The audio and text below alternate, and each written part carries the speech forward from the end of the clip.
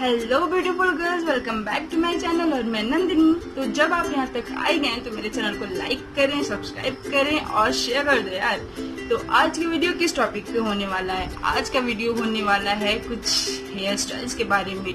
हम ऐसा hair style करेंगे, बन बनाएंगे without any rubber, without any clutcher, without any hair accessories.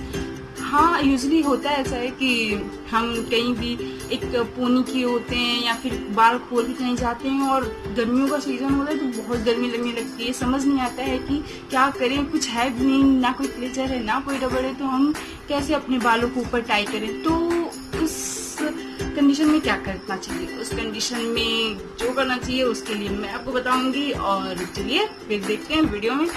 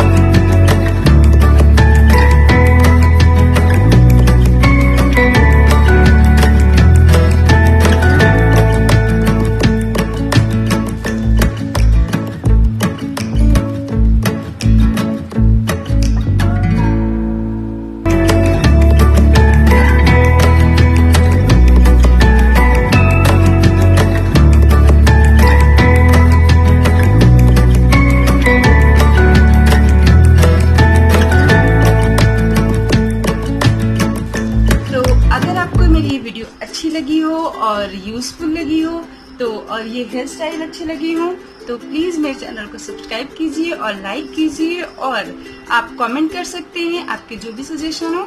तो मिलते हैं नेक्स्ट वीडियो में, तब तक के लिए बाय, टेक केयर गर्ल्स।